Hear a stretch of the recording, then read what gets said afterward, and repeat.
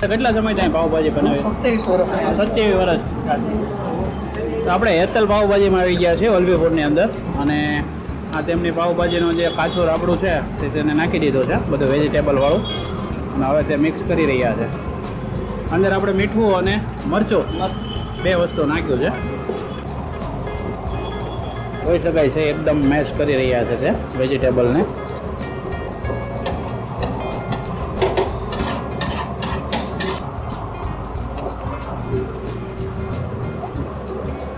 આવી ગયું તેલ.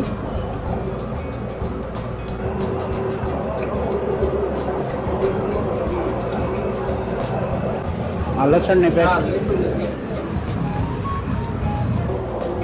આવી ગયું લાલ મરચું અને મીઠું.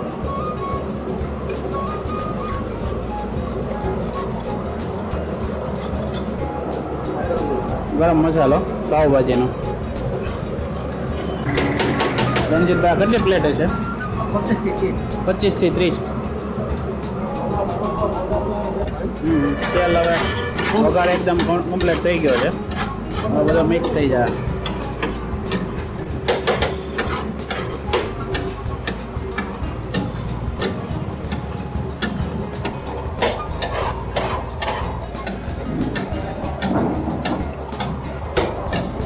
હવે એક વાર ફરી વાર ડબલ વઘાર થાય. હા, મેં એક પહેલાં નવું જોયું કે ભાઈ એકવાર વઘાર થઈ ગયા પછી પાછો ફરી વાર વઘાર થાય. આ પાછી લસણ આદુની પેસ્ટ.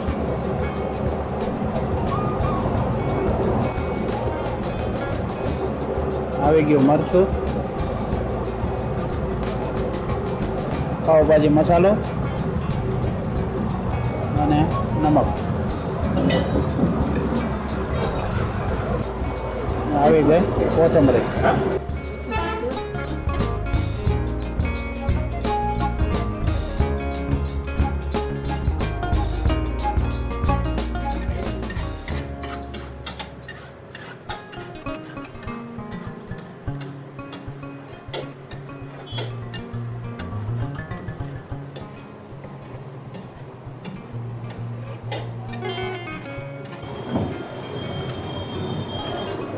રણજીતભાઈ કમ્પ્લીટ થઈ ગઈ? કમ્પ્લીટ. તો હવે આપણે હમણાં ટેસ્ટિંગ કરીને તમને બતાવીએ કઈ રીતની ભાજી છે.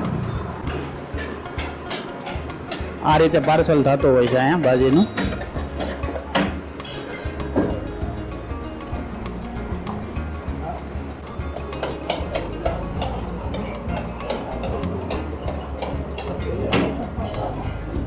તો મિત્રો આપણી પાવભાજી તૈયાર થઈને આવી ગઈ છે.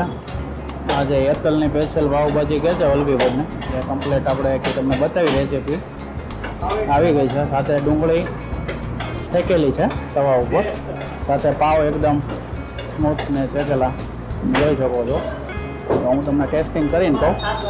સાથે આ લસણવાળી તીખી ચટણી છે, જે લોકોને તીખું ખાવું હોય તેના માટે સ્પેશિયલ બનાવેલી છે. અને હવે હું ટેસ્ટ કરવા જઈ રહ્યો છું વલભીપુરની ફેમસ હેતલની પાવભાજી. એકદમ ગરમમાં ગરમ છે, જો તમે એકદમ.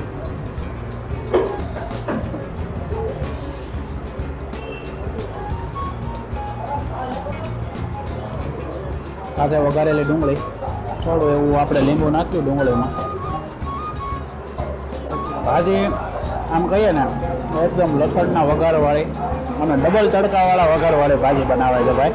પહેલાં એક તડકો મારી દીધો પછી પાછો બીજો તડકો મળે, એના લીધે ભાજીનો ટેસ્ટ બહુ જોરદાર થઈ જાય છે. સાથે બધા વેજીટેબલનો સ્વાદ સારો આવી રહ્યો છે. ખટાશ પણ ભાજીમાં છે, જે ટમેટાની નેચરલ ખટાશ હોય છે. અને જે ભાજીમાં વાપરેલો પાવભાજી મસાલો છે તેની પણ જોરદાર ટેસ્ટ આવી રહ્યો છે. સાથે આપણે તે ચમચી તીખી ચટણી નાખશું. તીખી ચટણી સાથે આપણે ટેસ્ટ કરીએ, થોડીક મિક્સ કરી દઈએ. સાથે તમારે કોલ્ડ ડ્રિંક જોતું હોય તો મળશે. હું જનરલી ખાધા પછી જ પીવું છું. મને ઓલરેડી હેતલની પાવભાજીમાં સારું છે. એકવાર જરૂર આ ટેસ્ટ કરવા હોય વલભીપુરની અંદર, એડ્રેસ હું તમને અગાઉ આપી દઉં છું. અને એકવાર જરૂર અહીંયા હેતલ પાવભાજીમાં આવીને ટેસ્ટ કરજો, મજા આવશે. અને ઘણા સુરતથી મને કોમેન્ટ કરતા હતા મિત્રો કે હેતલને પાવભાજી વલભીપુરની લેજો, તો આપણે આજે લઈ લીધી છે. જો તમને વિડીયો સારો લાગ્યો હોય તો લાઈક, શેર ને સબસ્ક્રાઈબ જરૂર કરજો. હું હમણાં રણજીતભાઈ એડ્રેસ પૂછીને તમને કહું.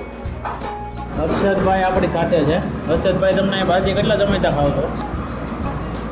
હું તો અહીંયા ગામનો જ રહેવાસી છું. બરોબર. એના પપ્પા બનાવતા ને હા હા, એ વખતનો ઓલો છું. એટલે તમે ખાસા એવા જૂના ગ્રાહક છો એમ તો. હું રહું છું બહાર, આવું ત્યારે અહીં ભાજી ખાવા આવું. સ્પેશિયલ ભાજી ખાવા આવો.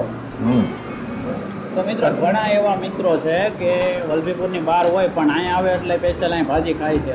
એવી તો શું આ ભાજીમાં છે કે તમને અહીંયા આવવું જ પડે? એમાં એવું છે કે ભાજીનો સ્વાદ જે વલભીપુરમાં છે ને એવો બીજે કોઈ જગ્યાએ નથી. બરોબર. ભાજી તો બધે મળે જ છે. હા, મળે જ છે, પણ આની જેવી નથી ટેસ્ટી બનાવે. હા. તો ભાઈએ કીધું એમ કે જે સ્વાદ એને એકવાર તમારા મોઢે અડી ગયો હોય એવો બીજો તમને સ્વાદ ન મળતો હોય એટલે એ જગ્યાએ તમારે જવું જ પડે. તો થેન્ક યુ કાકા. આપણે આ એડ્રેસ શું કહેવાય છે? આ વલભીપુર છે. હા, વલભીપુર તાલુકો, ભાવનગર જિલ્લો, હા. અમદાવાદ હાઈવે કહેવાય છે. ભાવનગર રોડ ઉપર, રેસ્ટ હાઉસની બાજુમાં. ટૂંકમાં તમે ભાવનગરથી જો આવતા હો ને તો અંદર તમે થોડાક આવો ને એટલે રસ્તા ઉપર જ તે હેતલ, હા, જે શ્રી રામ સોલાર છે ને એક્ઝેક્ટ સામે છે હેતલ પાવભાજી. તો સાહેબ મને ટેસ્ટ તો બહુ જોરદાર લાગ્યો. અને તમે આ ડબલ તડકાવાળી રોજ જ તે ડેલી આ જ રીતે વઘાર બનાવું છું. પહેલાં એક તડકો ભાઈએ નાખ્યો, પછી પાછો ડબલ બીજો તડકો નાખ્યો.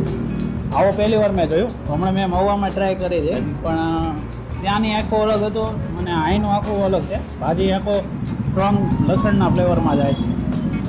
સુરતથી મારા કેટલા જણાનો મેસેજ આવ્યો ને પછી મેં તમારા વિડીયો બનાવવાનું મેં નક્કી કર્યો. એટલે મારે રેસીપીના વિડીયો વધારે હોય છે પણ આજે તમને આખી રેસીપી બતાવી જ છે ભાજીની, ભાઈ કઈ રીતે બનાવે છે. ખૂબ મજા આવી. Thank you sir. તો જો વિડીયો સારો લાગ્યો લાઇક, શેર ને સબસ્ક્રાઈબ જરૂર કરજો. બરોબર. જય ભારત, જય હિન્દ.